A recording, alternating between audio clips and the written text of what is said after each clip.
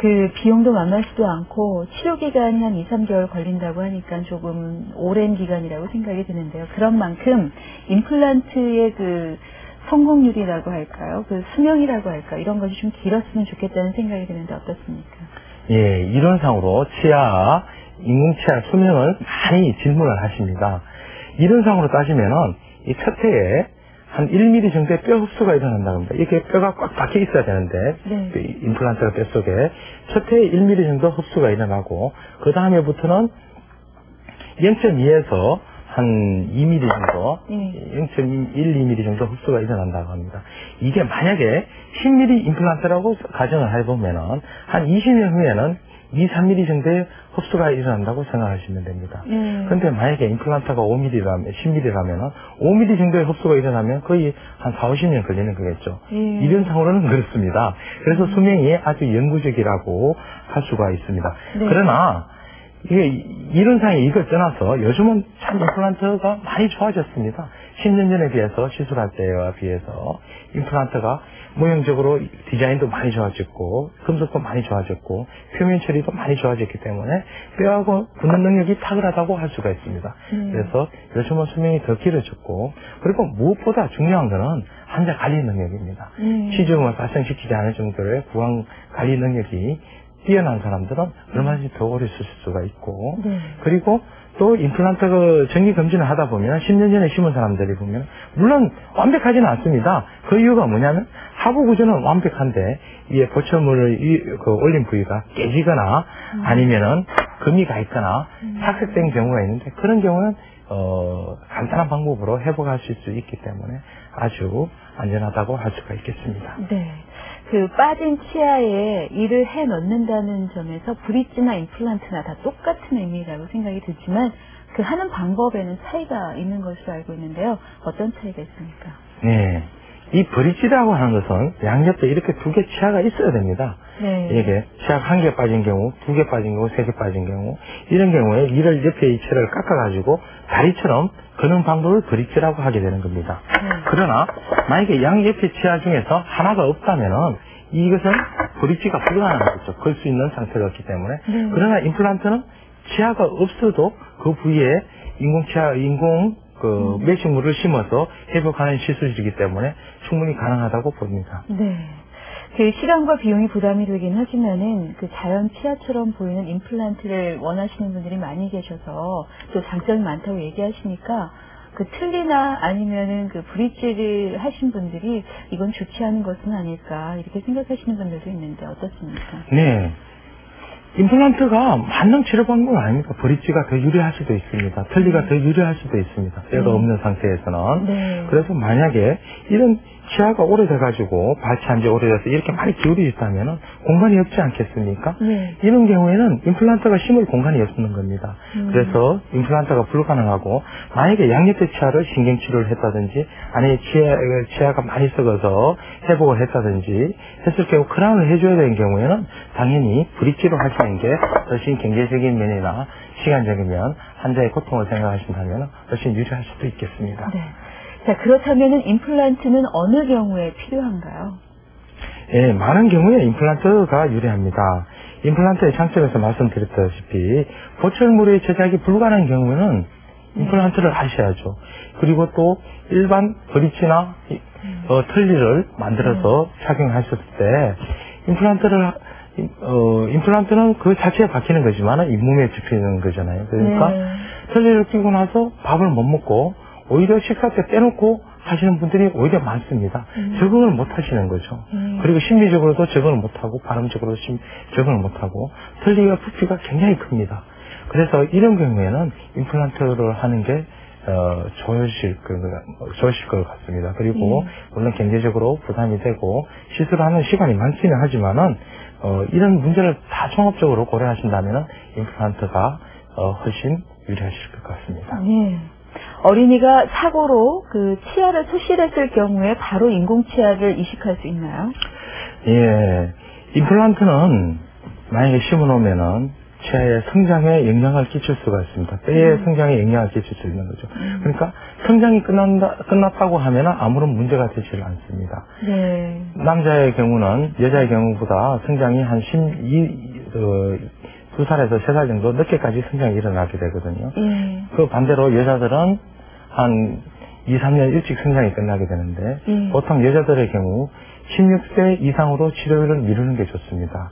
만약에 그 자리에 치아가 없다고 해가지고 임플란트를 심어놓게 되면은 성장에 영향을 주고 해가지고 약간 비대칭도 만들 수 있고 여러 가지 합병증을 유발하게 됩니다. 그래서 16세가 되기 전까지는 임시로 된 이를 만들어서 끼게 하고 생활하게 할 수밖에 없습니다. 만약에 이게 좀 잘못 만들어지게 되면은 나중에 이 치아가 쓰러지거나 아니면 이에게 내려오거나 치아가 삐뚤어지거나 하게 되는데 이런 경우에도 적당한 보철 방법이나 아니면 교정치료를 해서 적당히 배열해 놓고 16세가 이상 되었을 때 임플란트 시술을 하는 게 맞는 것 같습니다. 네, 임플란트를 할 수 없는 분들은 어떤 분들이십니까?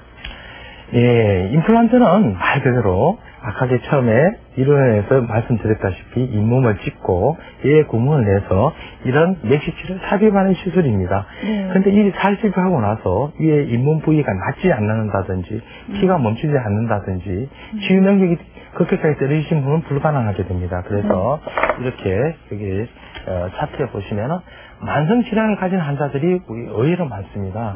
특히 갑상선 기능 항진성이나 신장 질환 등을 가지고 계신 분들은 치료를 하고 하시는 게 좋습니다.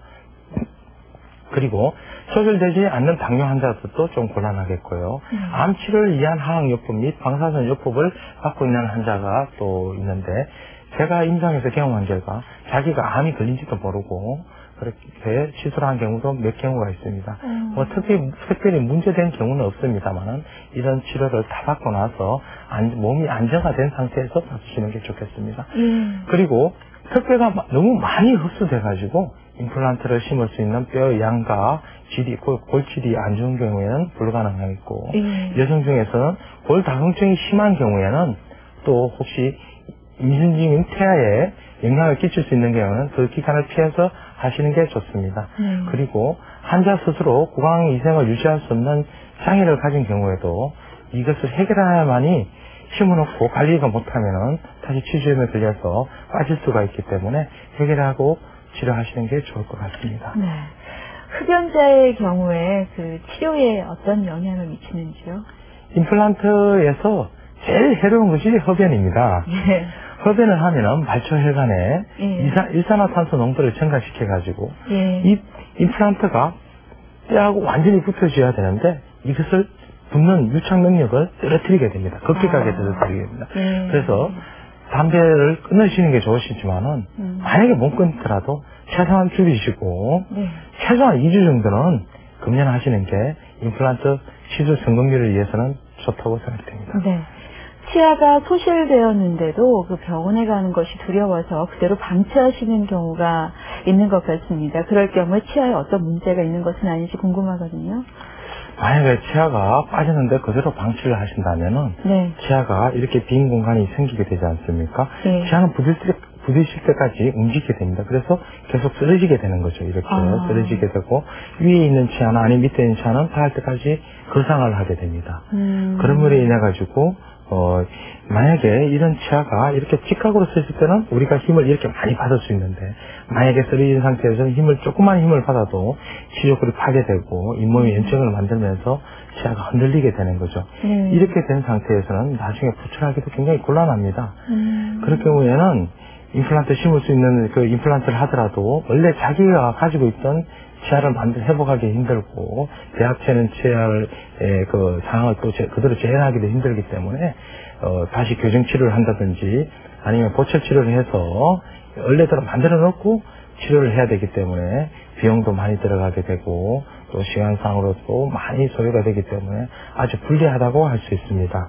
그리고 또 그쪽이 불편하기 때문에 반대편도 식사를 하시다 보면은 반대편도 너무 무리한 힘을 가하게 돼서 음식물도 많이 끼게 되고 또 치주음이 심하게 되고 밥을 제대로 먹을 수 없는 상황이 반대편까지 악영향을 미치게 됩니다. 그래서 치과 치료는 대대로 빨리 조그마한 문제가 있을 때 치료받는 것이 정말 웰빙 시대에 맞춰서 웰빙하는 게 아주 유리하다고 판단됩니다. 네. 그러면 나는 임플란트를 한번 해봐야겠다 이렇게 결정을 하셨다면 병원에서 진단이 이루어질 텐데요.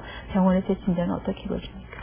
예, 병원에 일단 오시게 되면은 파노라마 사진을 찍게 됩니다. 그 사진에 많은 정보가 있기 때문에 이 사진을 보고 판단해서 그 양과 질을 판단한 다음에 다른 전신 건강이 아까 말씀드렸던 그런 병이 있나 없나 확인하고 그렇지 않는 경우에 이를 뽑았을 때 문제가 없었으면 심었을 때는 더 이상 문제가 없는 겁니다. 그래서 거의 큰 부작용 없이 진단하는 데는 그렇게 큰 어려움이 없을 것으로 생각됩니다. 네. 자, 지금까지 임플란트에 대한 일반적인 궁금증부터 진단까지 알아봤는데요. 상담 결과 나는 임플란트를 해야겠다 이렇게 결정을 하셨다면 수술은 어떻게 이루어지는지 많이 궁금하실 것 같습니다. 이어서 치료에 관한 모든 것을 알아보도록 하겠습니다.